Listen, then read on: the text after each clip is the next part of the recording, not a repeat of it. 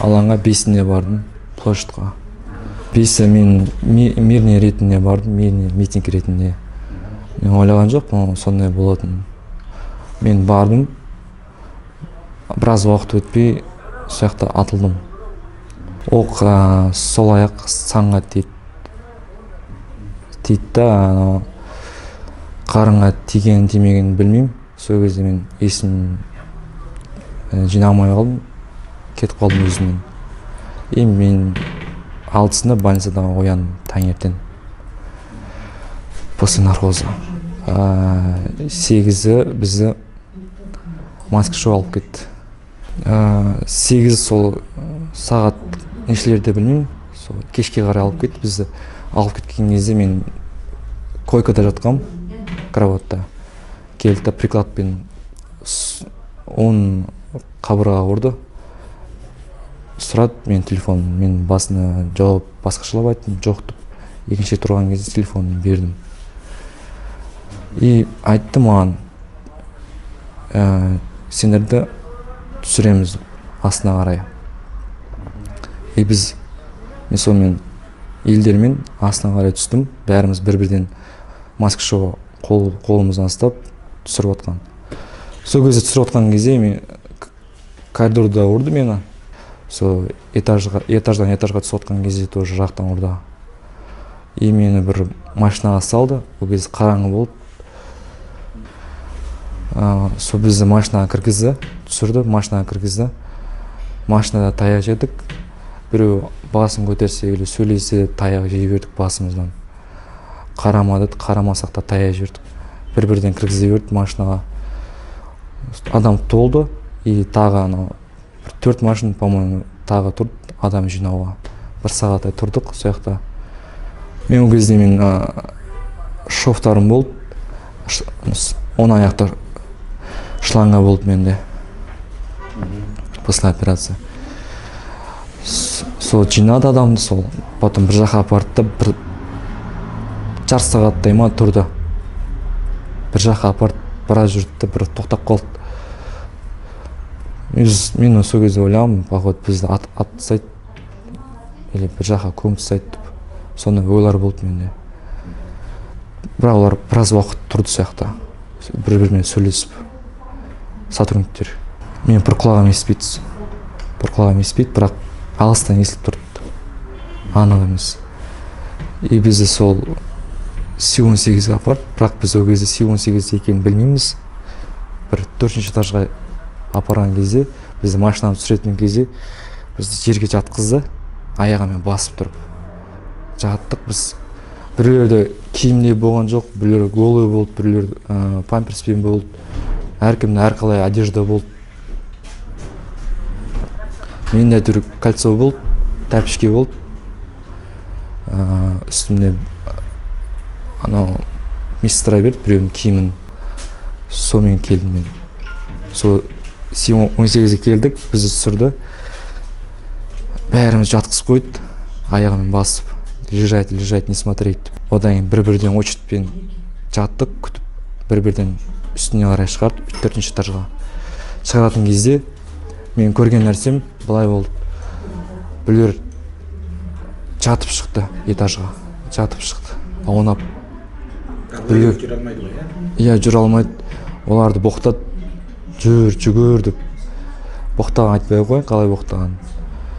Біреулер қансырап барды.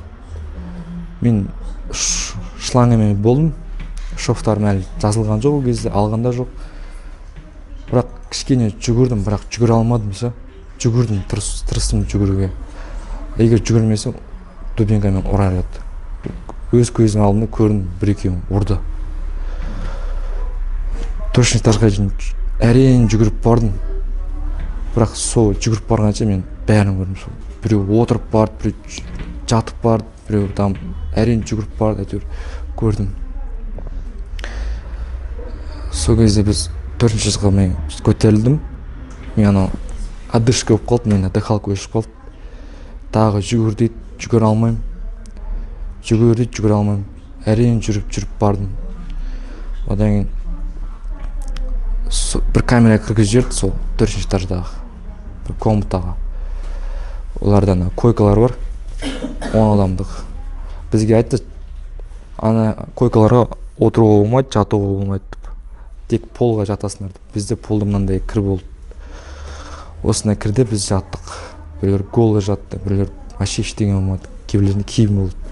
Жаттық, суық, аяз кәдімгідей. И бір-бірден бізді допросқа шақырды сол кезде. Әркімді әрқалай уақытта шақырды. Біреуді 12-де шақырды, біреуді 11-де, 10-да шақырды. Біреуді 1-2-де шақырды, таңғы 5-те шақырғандар бар бізде. Мені сол күн әкейінен кейін бір жарым сағаттың ішіне шақырды. 1 сағаттан кейін ба сондай. Тергеуші следак біреу болды. Қалған бәрі маскада болды, формада болды. Сұрады, қайда болды, не болдым деп. Мен ашығын айтсам, ұра берді, боқтады. Ұрған кезде мен қолын қойғыз, дубинкамен ұра берді, чтоб мойнату үшін. Мен ашығын айтсам, ашық емес, анау деп айта берді. Шыныңды айтпадың деп ұрып жатыр ма? Иә, сол үшін ұрды. Одан кейін мен сол допрос болды. Басында мен ложный показания бердім, потому что мен ол кезде ойда болды, аман қалу. Яқта даже өліп кетуге боларды сол кезде. Аяма ұрды сол кезде, бастан ұрды, қолдан ұрды. Сол допрос болды, мен басқа камераға кіргізеді. Мен одан таңға дейін отырдым, ұйықтамай. Сол аралықта тағы біреулерді алып келді, кіргізді допросқа. Әркім әрқалай таяқ жеді. Даже біреулерді күйдіргендері бар, үтікпен, тефальмен. Сол 5-6 реттей болды допрос. Бір аптаның ішінде. 5-6 рет допрос болды. Қорқыту болды, әрқалай ұру болды, конвоймен қорққан кездер болды. Мен қазір ашына айтпасаң, конвой шақырам, қазір таяқ жейсің деп. Ол кезде маған жан керек болды. Басқа амалым болмады мен. Мен яқты ештеңе істей алмаймын. Ашығын айтам, оқытайды, ұрады. Потом тағы 1-2 күннен кейін, 1 күннен кейін тағы допрос шақырады. Таяқ жеп келем тағы. Өтірік показания қол қойдым, бірақ на самом деле олай болған жоқ. Соған қол қойып берген кездерім болды. Жоқ, маған көрсет, үлгермедім, тез оқып. Тез болды, қол қойды. Уақытым жоқ, сенен басқа адамдар көп. Бұл кезде біз адам көп болдық. Үлгермедім, қарап, полный. Сол 1-2 аптадай таяқ жедік, сол камераға келеді, ұрады, дубинкамен басқа ұрады, біреулердің басқа жерлерін ұрады. Бізде даже почкасы жоқ, аяғына, қолына тиген оқтар бар мысалы, біреулеріне жұмыртқасы жоқ. Көп айта берсем ше, бәріміз таяқ жедік бірақ. Сол олар ауыспай тұрып, сол 2-ші апта мен шығарып алды коридорға. Коридорда мені отқыз қойды, отырдым, дубинкамен ұрды. Айтты маған, мойында кіммен бардың, не істедің, қасында не болды, қалтаңда не болды. Маған айтты, осындай мойында. Шынын айтты, мен шынын айттым, мен ештеңе болған жоқ, қасымда ешкім жоқ, мен өзім бардым, болды митингке. Тағы келді, айтты маған, ойланды. Біраздан кейін тағы келеді, тағы шығырады, тағы ұрады, ойланды, тағы кіріп жүреді, тағы ойланды. 4 реттей сондай болды, кіріп шықтым камераға. Одан кейін менен кейін тағы бір балдарды алып кетті. Сол Ақылжанды басқа балдарды алып кетті сол ұруға ше. Ұрды оларды. Олар таяқ жеп келді, камерада айтты, осындай болып отыр. Потом бізде перевозка болды. Перевозка кезде бізде Мамыров Респект деген бар, активист. Ол просто ода сақал болды, сақалына тиісті, и бұрын, білмеймін қазір молда ма, или бұрын молда болған ма, сол үшін таяқ жеді. Сен молда болсаң, не үшін шығасың митингке, анау. Ол айтты, мен бардым мирдің митингіне, бұрыннан шықтым, шығам активистпін деп ше, бұрыннан митингке шығам деген ғой. Сол сақал үшін таяқ жеді, активист үшін, потом молда үшін таяқ жеді. И сол перевозка болған кезде медсестраға ашығын айтқан ғой, типа бізге укол салмайсыздар ма, система салмайсыздар ма, перевязка тоже болмайды, бізде тяжелое ранение деп ше. Медсестраға сөз қайтарды, соны медсестра бір конвойға айтты, сол маскадағы. Соларды басқа конвойға айтты, олар екеуі алып кетті, сол мамыр респект. Оны білмеймін не істеген. Одан камераға кірген кезде мамыр респект айтты маған, типа бәрімізге айтты, типа аяғым сынып тастады. Солай аяғы сынды. Жарашов болды. Қай больницадан келгенін білмеймін, врачтар. Бір врачтар келді. Сол кезде алды, бір аптадан кейін алды, шланганы алып тастады. Жарақаттың қастарына тиісті. Дубинкамен ұрған кезде болды. Мына жерлерге ұрғандары болды. Біз кәдімгі қинады енді айтайыншы, ашық айтайыншы. Біз даже адам ретінде көрмейді. Даже біз малдан төмен болдық негізі. Негізі біз адамбыз. Біз мысалы жараланған сиырға тиіспейміз ғой мысалы. Бізді даже больницадан шығарған кезде орда бізге айтса болды, ол шығындар осындай жерге апарасыңдар деп. Ондай да болған жоқ. Әкелген кезде тоже орда олар пока сол жақта болғанша біз таяқ жеп шықтық. Таяқ жедік, еще бізге күніне келерді, ашарды есікті, маскамен кіреді, арасында біреу болып келеді, арасында 2-3 адам болып келеді. Айтады, жатыңдар дейді, жатамыз жарты сағаттай, тұрыңдар дейді, тұрамыз жарты сағаттай. Пока олар отыр дегенше. Одан олар отыр дейді, одан олар кетіп қояды. Күнде болды солай. Жатқызып қояды, отырғызып қояды. Потом сына қойып қояды бізді. Вообще қиындық көп болды бізде. Ешқайсысын аяған жоқ. Бізде көбісі 8-іне келгендер бар, и 9-ына келгендер бар. 4 больницадан келдік біз. 12, 7, ПЦМП, 4-ші больницадан келгендер бар. Солай. Перекспен потом майс сүріп берді, болды. Сонымен перевязка істеп берді, болды. Шығам дегенше болды ғой. Шығам дегенше. Пока сезон шығам дегенше солай болды. Перевязка істеп береді, болды.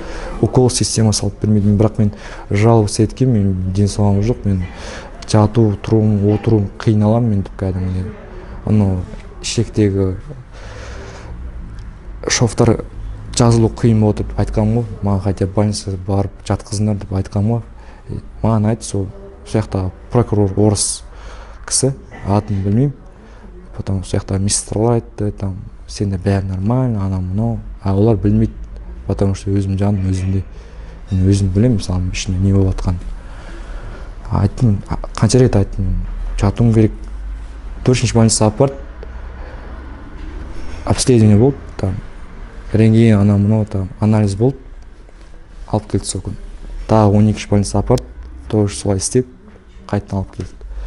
Былай жатқан жоқпын больницада, даже санчаста жатқан жоқпын. Бір күнде бір-ақ рет тамақ жейміз.